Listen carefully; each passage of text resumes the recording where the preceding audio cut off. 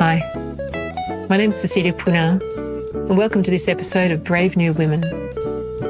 All around the world, there are amazing, ordinary women doing extraordinary things. Brave New Women is about giving those women a platform and a voice, and it's about changing the way that women are perceived. And it's a way of inspiring all of us to do the things that we've always wanted to do. Today, I'm absolutely thrilled to be talking to Charlene Liu. Charlene grew up in Malaysia, and she began her career as an electrical engineer. She moved to Singapore, and now she's living in Shanghai. And in Shanghai, she organised the Shanghai Pride with a group of LGBT friends, and she also became the co-founder of Ladies Who Tech. And she now works as a diversity and inclusion consultant. So welcome, Charlene. Thank you for having me. Hello, everybody. Charlene, could you just give us a little thumbnail sketch of where you grew up, your early career, just a bit of an idea of who you are? Yeah, of course. I was born in Malaysia. I grew up there until I was about 19 and moved to the US for my undergraduate degree in electrical engineering. And upon graduation, I returned to Malaysia and worked a couple of years as an engineer, a process engineer at Motorola near where I live. And from there on, I moved to Singapore. Back then, it was the late 90s, and in Singapore, the semiconductor industry was booming. And I've decided at that time to follow my then partner or girlfriend to Singapore to work. And I was there for about 7.5 to 8 years before, again, the semiconductor industry in China was booming, and I decided to move to Shanghai. Also because of relationship circumstances, I took that opportunity to come over here. And I have been in Shanghai since then, so it's almost going to be 16 years already. And for 20 years, I was working in process, in sales, marketing, customer technical support, all in the semiconductor and electronics industry. I did spend 1 year at the solar industry when it was also booming. Then shortly after that, I was also in consulting. I joined one of the big four for about 3 years. And then last year, I decided to make that jump into entrepreneurship, to combine my passion to become my business. So here I am today. Charlene, you have become one of the iconic figures of the LGBT movement in Shanghai. Can we just, if you don't mind asking me asking you some personal questions, when did you first know that you were gay? Well, I think when I was a child, when I was very young, and growing up, I always thought that, okay, in school, we always thought that, it's going to be a phase. It's something like crushes happen.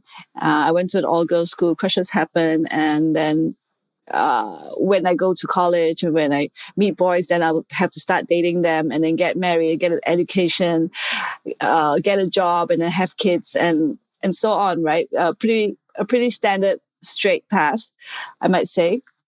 So short answer to your question is since I was very young, but then throughout growing up, being at work among friends, it took me a long time to be able to accept myself, actually. And being able to have the opportunity to organize something like the Shanghai Pride Festival actually helped me to understand more about myself, to finally accept myself, accept who I am, and then have the confidence to come out to friends, to colleagues, and even my family. So it's basically there has been a journey of uncertainty, But I think deep down, I know I've always known. And so it sounds as though it was a journey also of feeling as though you weren't following the path that was expected of you, and that gave you a lot of feelings of discomfort, of difficulty. Yeah, absolutely. Tell us more about that. Well, of course, everybody expects you, everybody gives expectations to everybody, right? Families will have expectations of their children, and then for me, again, I mentioned earlier the fact that I have to get an education, meet someone, marry, start a family, and then be successful in the job, and then you have to stay in the job for a number of years, and then be successful in that position. I think it was in our minds. I think even my peers and most of the people that I speak with, that's the way we were brought up. Though that's the way that we are told to do. So I guess life is a lot about disruptions, right? I mean, this is a word that we've been using a lot, the past few years, disruption, and really we won't know where we are headed, but at least there were some guidelines by family, by friends that, okay, all of us were supposed to go down this path. But most of us, we will deviate, and it depends how we deviate in our paths. Some actually stuck to that journey. I myself, I didn't, I guess. When I have always been someone that will not settle at a place or will not settle at something for too long, because I always ask myself, hey, what else can I do? Or what other things can I interest myself in? Who else can I talk to? Who else can I help? So I guess for me, I'm middle aged now, and I think I can't really say what my path is going to be, but I think it's an adventure, right? Whatever comes, we will know how to deal with it because we have past experiences already. One of the things that I'm interested in, and that I'm hearing through a lot of these podcast interviews, is so many of the women say something like, "Find yourself and be yourself," and it seems to me that it actually takes some people. For some people, it's actually quite easy. They know when they're young. And for other people, it actually takes a long time to discover. And some people never do. Some people just never do. And so I'm very interested in what is it that would accelerate people becoming themselves earlier, that when they're adolescents, knowing when they're adolescents who they are, what they want to do. I think being confident and comfortable in your own skin, right, so to speak, is very important. Had I been more confident, or if I had role models back then when I was growing up, seeing someone who's a example, right? Tech women who are in tech positions, who are in leadership positions. If I had role models like that, maybe that's what I would aspire to be, or people who are younger, or even anyone at any age can aspire to be somebody that if they can see that somebody exists. For being LGBTQ, right? So back then when I was growing up, there was hardly any information about what that means. We just had to guess, or we just had to, like, if we're brave enough, talk to friends, which when we were kids, we were never like that. And had I had more information or role models or even a network that I can connect with in the LGBTQ community, perhaps I wouldn't be so closeted. And if I weren't so closeted, maybe I would have excelled in certain things that I wanted to. So it's all connected. I'm so glad you asked this question. The younger or the earlier we feel that we're comfortable with ourselves, or confident, I think it sets a different direction, or it sets a more, how to say, certain path that you can go along. And so the role models are actually extremely important. Yes, I believe so. I mean, now more than ever, actually. And if you don't mind, I want to drop an example here. I have run the Ladies Who Tech event since 2016. And in the very early stages, right, we would invite women who are in the tech industries and who are actually leaders in their own companies to speak. I do find quite a handful of students coming up to me and to thank me for hosting events such as this, because they say that they don't know or they've never met someone who's a woman, who's an engineer, who's a woman. So to me, it's very surprising. I mean, we're in the 21st century. I mean, and still we don't see enough of role models such as that. That's why I say the earlier we see, the earlier we know, the earlier we understand things, hey, who knows? Someone else can be inspired. That's why I actually put this background here today. Inspire with a pie. That's great. Tell me about Ladies Who Tech. Where did the idea come from? And what is it? Well, Ladies Who Tech, I can say that it's an idea that I got when my wife and I were traveling to the United States in 2015, and we were on our way to get married in Honolulu, Hawaii. So we stopped by San Francisco and visited some friends, and incidentally, these friends, they're a couple, and they had made a documentary of LGBTQ leaders around the world. So when it was 2012, they actually stayed with me in Shanghai and interviewed me and my Shanghai Pride team.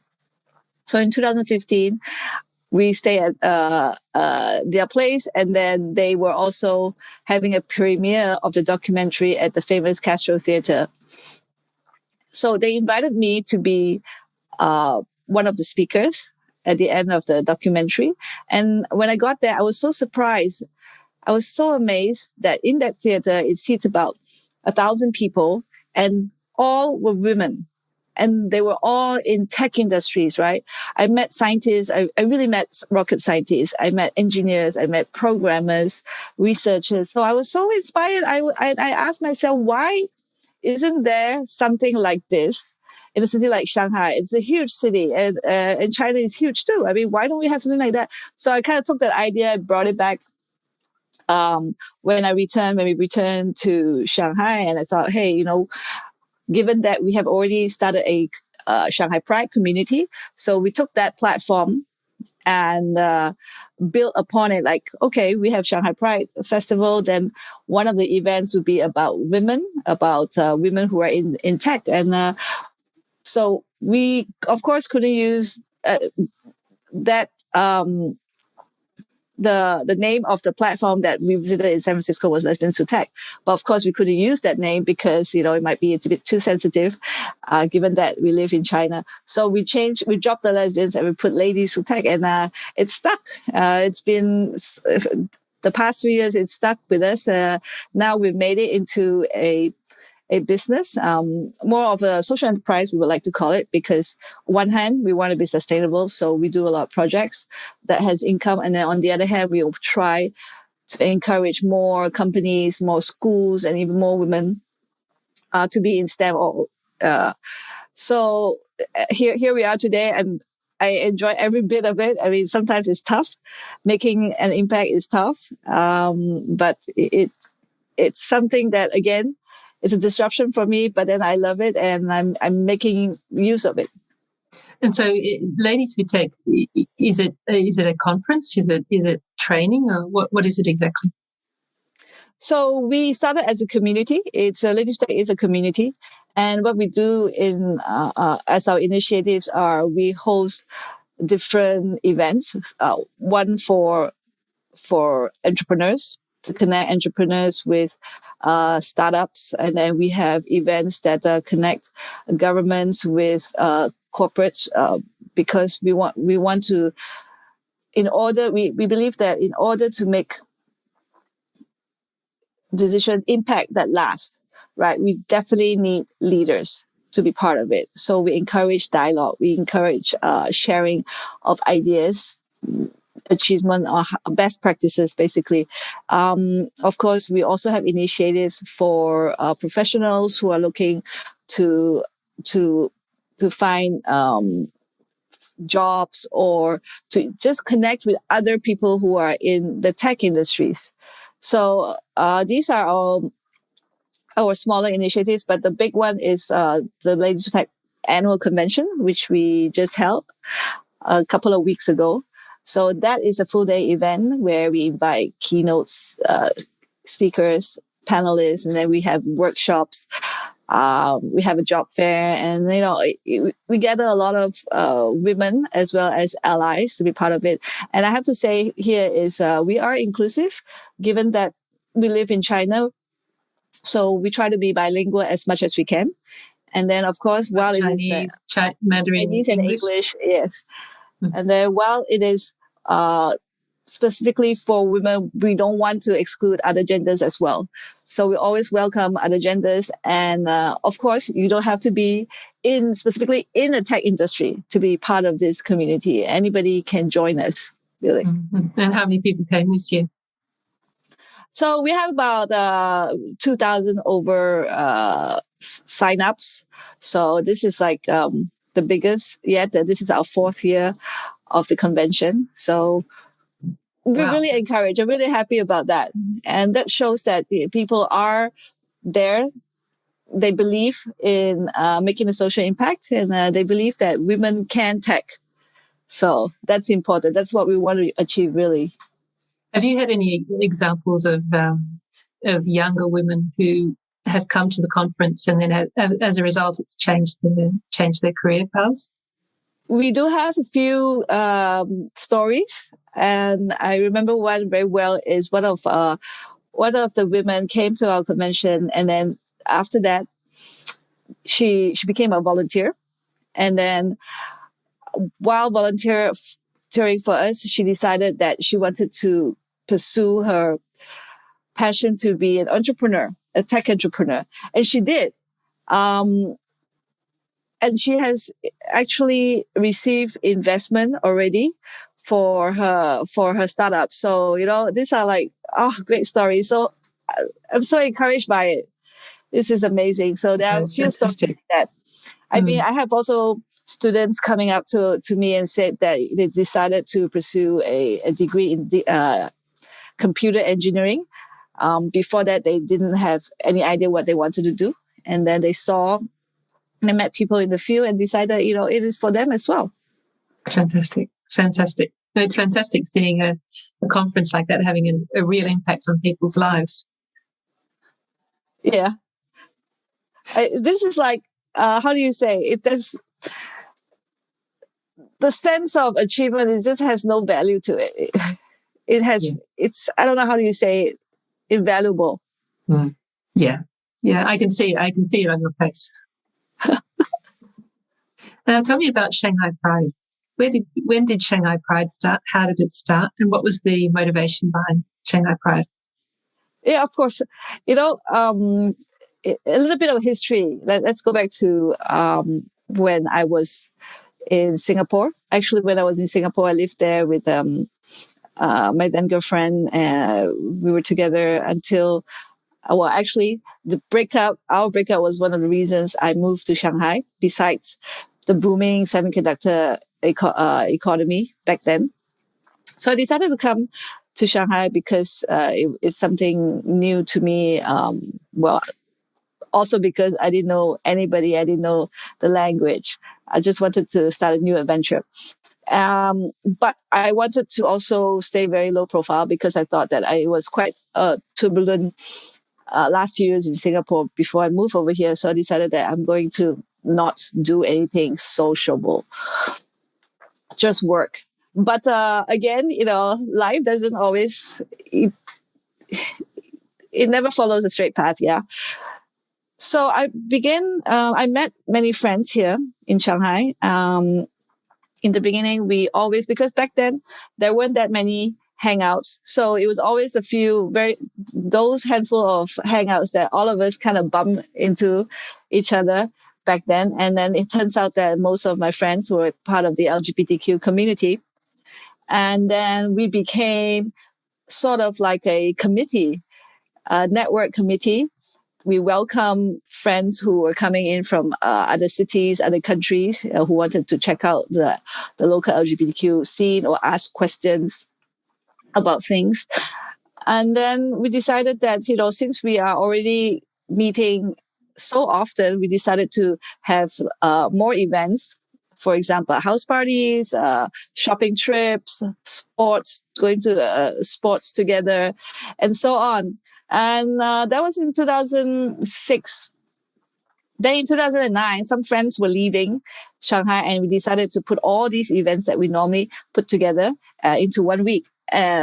Well, we were very naive, and we just say, hey, you know what? Let's just call it Shanghai Pride and see what happens. And we did.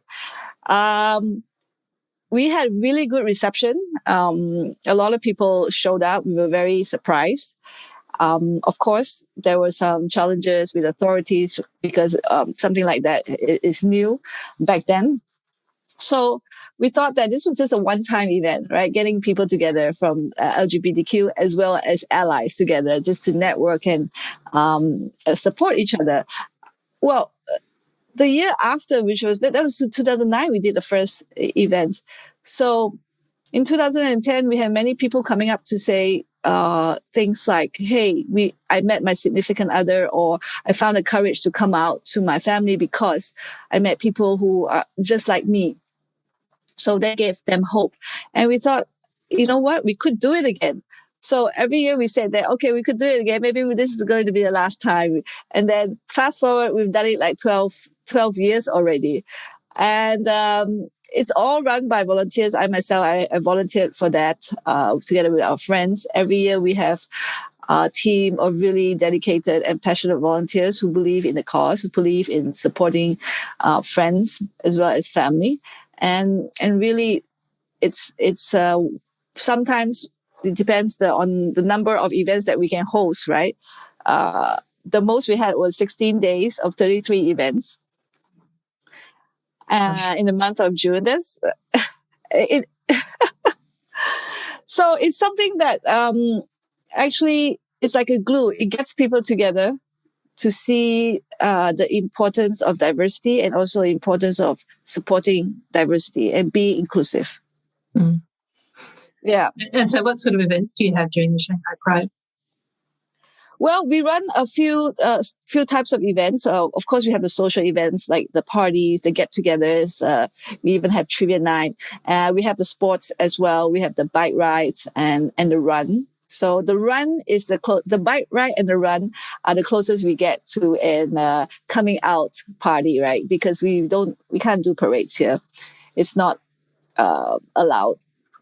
So the best we can do is have a run because everybody can run and everybody wants to keep healthy. So that's how we do it. And then we also have like the arts events, such as photo art exhibition, film screenings, and sometimes theater. Okay, when I say sometimes, it's because depending on the resources, whether we have enough volunteers who are interested in running in that particular event. So besides that, what else do we have? Oh, we have the conferences. We have talks. Talks on topics that are relevant and important to the LGBTQ community. Example, coming out. That's always the top most discussed topic, coming out, or even how to start a family. That's all. Yeah, we do that. And then, of course, workplace conferences talks regarding how employers can be more inclusive and how they can support the LGBTQ employees. Yeah. And how is the Shanghai Pride? How has it changed over the years, and how has it been received over the years? I'm thinking of from the general public and also by the Chinese authorities. Yeah. So with the general public, I think with the community, things have it's very well received because once a year we do get together, and sometimes we invite organizations around the country to join us, to share, basically to network and to share. in terms of because it's in Shanghai only, we do have social media, and people do read about us, so that it's good. And then in terms of the size, we are not. First of all, we're not as big as Prides in, let's say, San Francisco or London or Sydney, right? Because we're mostly kept indoors, private venues, and we like to keep it that way because, again, being outside gathering is not allowed. So, but it's okay because we have different events, different days across a couple of weeks. So everybody has a chance to participate, whether it's audience or organizer. And then in terms of media, I think media is also very supportive. I mean, it's for us, and we do project it as a celebration. It's a festival. We are celebrating diversity, people from all sorts of background and personality, etc. So when you ask me the question about how the authorities face response to it as well, I always say it's a dance, right? It's 2 steps forward, 1 step back, 1 step forward, 2 steps back. So it's not to say that we don't face challenges. We do. Shutdowns are always, shutdown of the venues are always, it happens. But then it also helps us to find different ways of doing things differently. We have to be creative. We have to be innovative. And again, disruptions. Disruption is really, a big part of all our lives. Yeah, and as you say, a great time to be creative when things don't go as you expect. Yeah. Yeah. What in your mind? I mean, you've lived in Malaysia, you've lived in Singapore, you've lived in China. What in your mind are the biggest things that need to change in terms of recognition of LGBTQ rights, their place in the world? Well, I have one word, right? It's awareness. I think it's so important to have that awareness for LGBTQ people. We cannot say that certain people do not exist because we don't talk about it. I mean, the world is like a jigsaw puzzle, different colors, different sizes, and we get together and we form a big colorful picture. So everyone is different. And the fact that we need to be aware that everyone is different is very important. And then we can start to, learn more about the other person, learn more about whether it's culture, background, profession, gender. And because we are aware, then we decide we can learn more, and then we can learn to be respectful of differences. I think I heard a quote recently, which was something like, "It's difficult to hate people close up." Yes. But when you actually start to get to know somebody, it's actually very difficult not to like them. And tell me about the work that you're doing as a diversity and inclusion consultant. Sure. So I guess everything is connected with Shanghai Pride, Ladies Who Tech, and diversity inclusion consulting. I found that last few years, there has been more attention from corporations, from businesses on diversity, on taking more care of their employees, right? But how to do it? And how do you address people from different backgrounds, gender, age, different ethnicities? And then I also realized that in order to make a bigger social impact, we actually need the people who have the money. So companies are able to do that. Also, one is they have the resources, they have their business, and their business is to make money. And with money, they have actually more say, more influence, actually, right? And then secondly is most of us spend most of our adult lives at the workplace.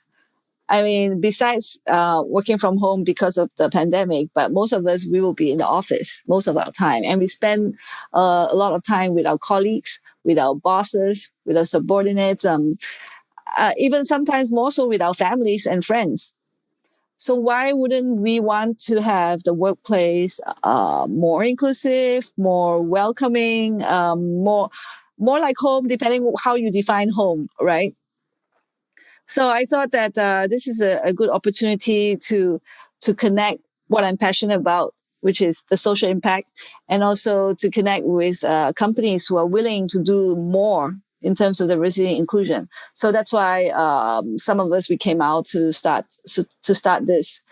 And given that, well, I can say I have experiences as a gay person. I have experiences as a woman in tech. So I decided to combine all these experiences together to start, talking to people, talking to companies about how it is like, and what we need, what employees would need.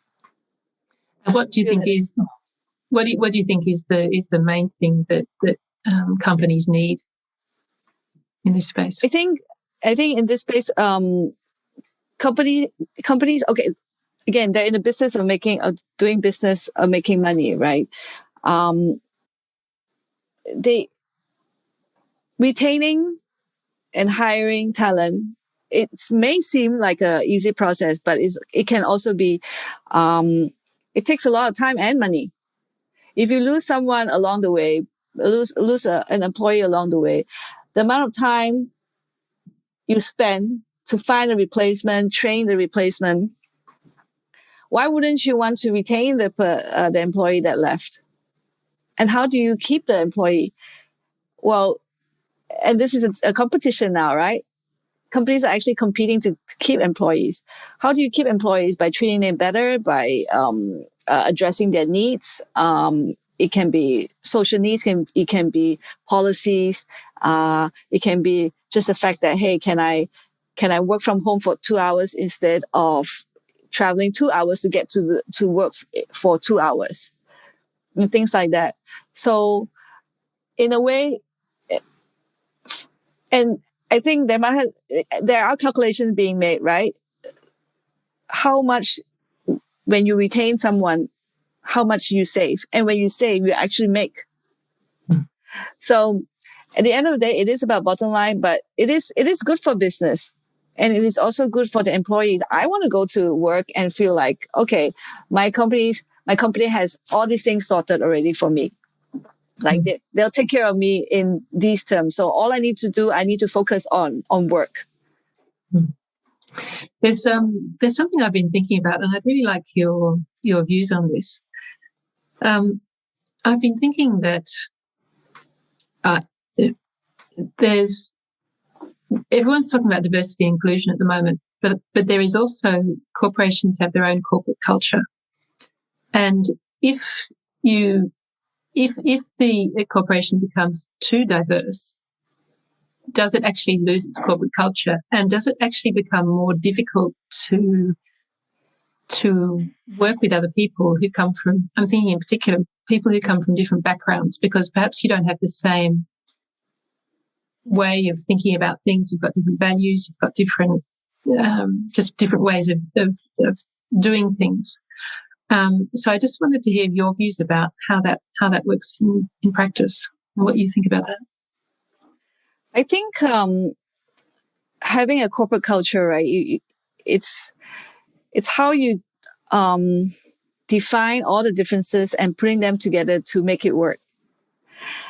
And it's interesting, because I think you mentioned a couple of days ago about hiring the people that look like you and talk like you and think like you. Then it's really that you might lose some creativity, different thinking, leading to creativity, right? Having a corporate culture it's not about we we need to be different. We need to be. We can individually be different, but collectively with one goal. And I think that defines corporate culture. Sometimes it has to come from the top. Sometimes it is actually bottom up. But for me, I think bottom up and top down are very important. It has to go hand in hand, actually. If you want to, let's say, implement something, for example, diversity, if you value diversity, it's not only about the top saying that we need to value diversity. We need to have middle management also saying that, okay, they have to buy in, and then they have to get the people on the ground to also buy in on a certain like diversity or entire corporate culture. I think it needs to be stated clearly on what works and what doesn't work, and how companies value the individual employees. So it's about having a single goal, but getting to that goal in not necessarily in the same ways. Actually, yes. And it also can be, well, not the same ways of getting to the goal, but at least there is a vision on how we're going to get there. And if you're going to list down, like, we do not, we as a company in this culture, we do not tolerate discrimination. So how do we get there? I think there should be some sort of also guidance in the way, but everybody gets there differently. The thing that really strikes me talking to you, Charlene, is just how enthusiastic you look. I mean, you look incredibly enthusiastic, incredibly fulfilled and satisfied with your life. I wanted to ask you, as a woman who is gay, have you been a victim either of misogyny, or are you more worried about misogyny, or more worried about the way that you've been treated because you're gay? And have you had any examples of mistreatment? I think for the longest time, because I had been in the closet, right? And that's the reason why I'm in the closet, because I don't want to risk myself for being discriminated upon, for being harassed, and so on. So I think a lot of people are in the closet for the same reasons. And even before I came out, I do hear of jokes, right, on gay people. And sometimes it's hard not to not say anything, but sometimes when I was younger, or to even say something. So when I was younger, that was a bit difficult. But then again, I had nowhere to go to. I mean, I had nobody to turn to ask questions. We do know some friends, a group of us who hang out. We don't talk about these things, right? We just assume that, okay, you know who I am, I know who you are, and that's it. And this is where actually allies come in. I'm going to skip ahead and talk a little bit about allies. It's very important to have allies who, people who actually know about you and to support you and respect you for who you are, despite or regardless of your sexual orientation or your gender. So for me, I think growing up, being in a closet was a norm. So in some sense that it helped me to avoid the things that, the negative things that could have come my way. Yeah. Working in the tech industry, right, is very male dominated, as everybody will know. Also, that is that gives me another layer of, hiding behind the closet, because I want to fit in and afraid of coming out. So I would just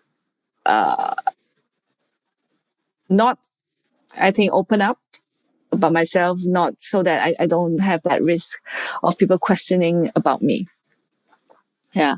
I think that was the hardest part, Cecilia. And you asked me, I'm so enthusiastic now. And it is because I think it's all this enthusiasm that was kept behind the closet for 30 something years. That's a long time. And let me tell you, the day that I came up to my mom like 3 times. Okay. So when I finally did say, Mom, I'm getting married, to a woman in Hawaii, it was tough. We had a very difficult discussion. But the day when she asked me like how the wedding went, and can you show me some photos, and asked me if we had gotten rings for each other, that was the day that I just felt this whole big burden lifted off my shoulders, and I was from that moment on, I think I was a different person.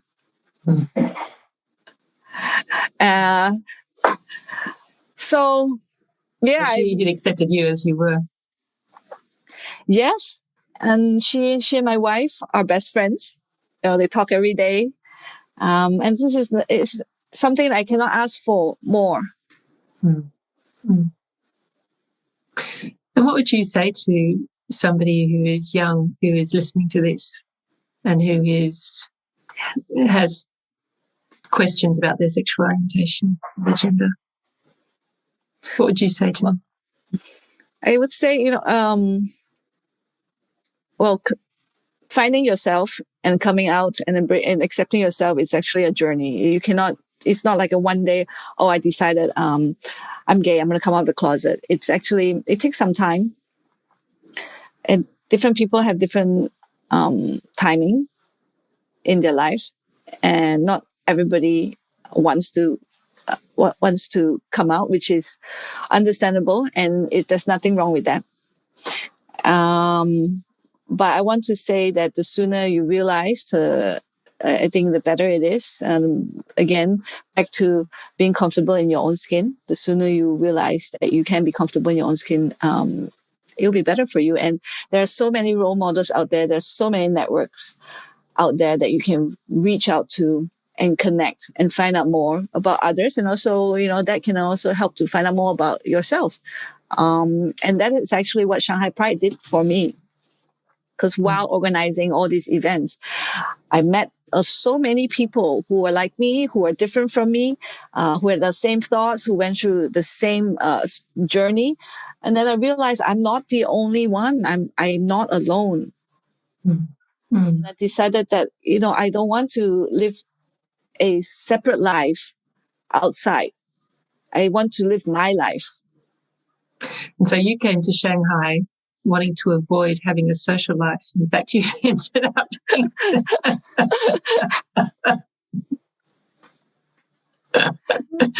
you probably ended up being one of the most social people in Shanghai.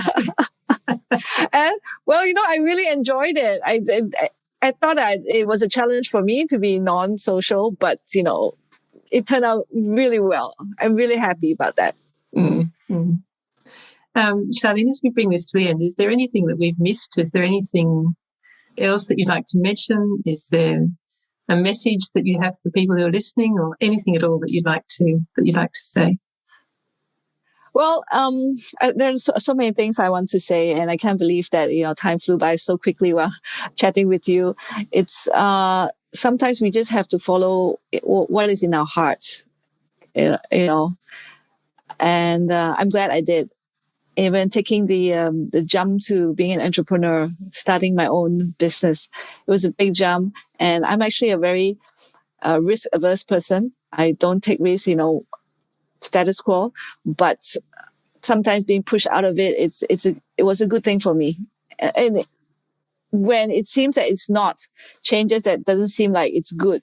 For example, having to leave Singapore to come to Shanghai. In the beginning, it was like, okay, I don't know if it's going to be good for me, but then it turned out really great for me. I met made so many friends, met my wife here, and then you never know.